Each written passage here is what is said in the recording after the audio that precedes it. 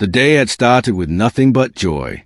The sun was out, a perfect warm afternoon, and the sound of laughter filled the air as a family prepared for their child's birthday party. Neighbors had been invited, balloons danced lightly in the breeze, and tables lined with colorful decorations stood ready for cake, gifts, and games. Music floated gently across the cul-de-sac, not loud enough to disturb, but just enough to set the cheerful mood. It was a rare kind of happiness that made everyone feel like they were part of something special. But there was one person who didn't share that sentiment. She lived only 3 houses down, the kind of neighbor who could find a problem with just about anything. While most people smiled at the sight of kids chasing balloons and playing tag, she saw it as a personal offense. To her, every laugh was too loud, every balloon a distraction, and every parked car an invasion of her territory. She had earned herself a reputation, whispered among neighbors, the woman who complained about porch lights being too bright, lawns being too green, and mailboxes that didn't match the exact shade of the rest of the street. And today, of all days, the sight of a family celebrating was more than she could tolerate. As the party unfolded, guests mingled in the front yard, parents chatted with paper plates in hand, and children gathered around the birthday child, who beamed with pure excitement. It was a kind of picture-perfect moment that would normally bring people together. But not her. She marched down the sidewalk with her phone clutched tightly in her hand, her expression twisted with fury. She had complained before, but today she was determined to make a statement. Without so much as a word to the family, she dialed 911 right there in front of everyone, her voice sharp as she barked into phone. She described the gathering as if it were a public disturbance, painting a picture of chaos and lawlessness, when in reality it was nothing more than children laughing and music playing at a modest volume. The moment cast a shadow over the party. Guests exchanged uneasy glances, unsure of what would come next. Parents hushed their kids, worried about escalating the situation, and the birthday child clutched their balloon a little tighter, not understanding why someone would want to ruin their special day. It wasn't long before the sound of a police car pulling into the neighborhood cut through the air. Tires crunched against the pavement as the vehicle stopped at the curb, and 2 officers stepped out. The atmosphere shifted instantly. Some guests grew nervous, while others simply shook their heads in disbelief. The woman stood proudly, pointing toward the family as if she had caught them in the act of some terrible crime. She expected to be validated, to see the party shut down, and to watch the officers scold the family for daring to celebrate in peace. But what happened next would set the stage for a story that none of the neighbors would ever forget. The officers approached calmly, scanning the scene with measured eyes. What they saw was nothing like the frantic report they had received. There was no chaos, no shouting, no dangerous behavior. Only families gathered around tables of snacks, children running across the grass with balloon animals in their hands, and neighbors chatting with quiet laughter. It looked more like a wholesome community event than anything close to the disturbance they had been told about. Still, the woman stood nearby with her arms crossed tightly, her jaw clenched, and her phone still in her grip like a badge of righteousness. She seemed convinced that she had saved the neighborhood from ruin.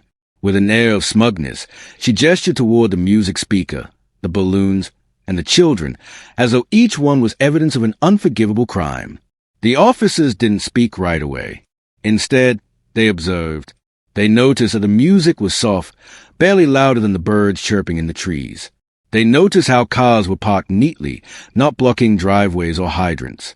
They noticed how the children stayed within the yard, supervised at all times, their laughter a natural sound in any neighborhood. What they did not notice was anything that resembled a violation of the law. As their silence stretched, whispers passed among the guests. Parents relaxed their shoulders, realizing there was nothing here that could possibly justify police action. Some neighbors even smiled knowingly, as though they had predicted exactly how this would play out. The birthday child watched the scene closely, their small eyes wide with confusion. The celebration that had seemed so safe moments earlier now hung in the balance, depending on the judgment of 2 strangers in uniform. The tension made every second feel longer, the air heavier. Finally, one officer turned his attention back to the woman.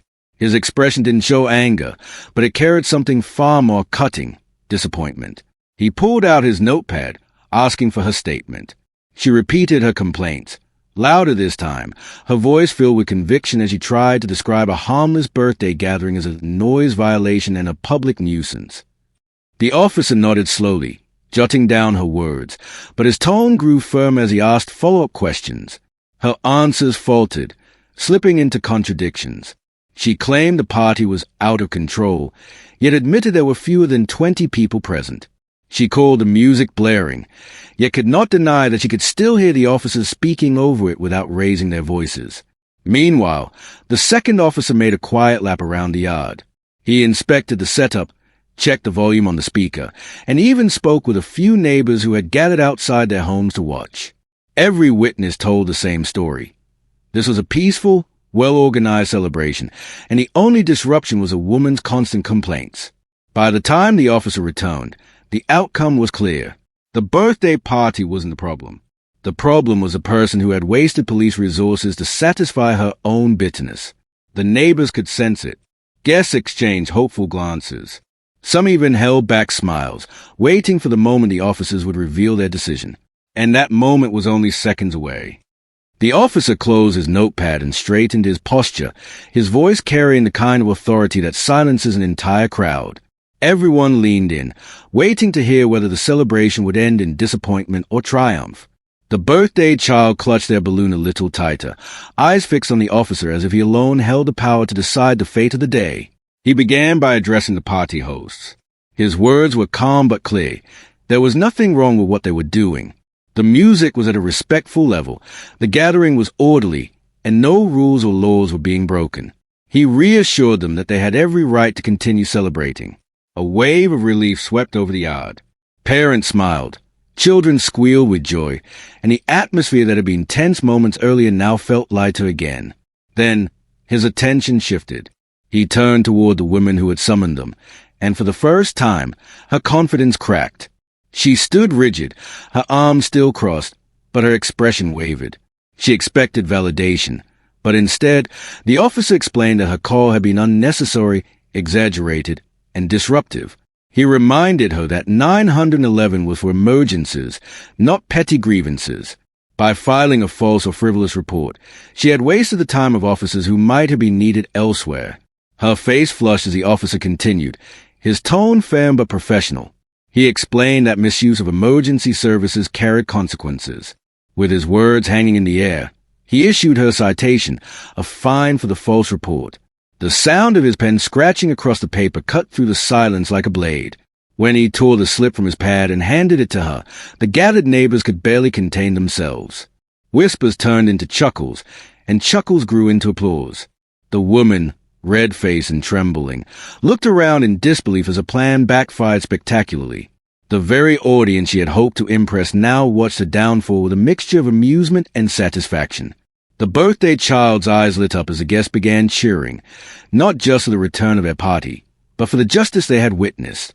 The moment transformed into something bigger than a simple backyard celebration. It became a shared victory for the entire block against unnecessary hostility. Balloons bobbed in the air as children clapped, parents laughed, and the officers gave a small nod of approval before returning to their car. The woman, however, stormed off in defeat, clutching the slip of paper that symbolized her failure. Every step she took away from the party was met with more cheer from the neighbors she had alienated. Her power was gone, her authority shattered, and her reputation in the community forever stained by the very act meant to elevate it. The party resumed with even more energy than before. The music turned up just slightly louder, as though the entire neighborhood had earned the right to celebrate. Laughter filled the air, and the birthday child blew out their candles, surrounded not only by friends and family, but by neighbors who felt united in their defiance against pettiness. In the end, the woman's call had not ruined the day. It had made it unforgettable. The officer's decision had turned what could have been a ruined birthday into a memory that everyone would cherish and retell for years to come. And as the sun set over the quiet street, the sound of music and laughter carried on, a reminder that sometimes karma doesn't wait. It arrives instantly. Do subscribe for more story comment by story.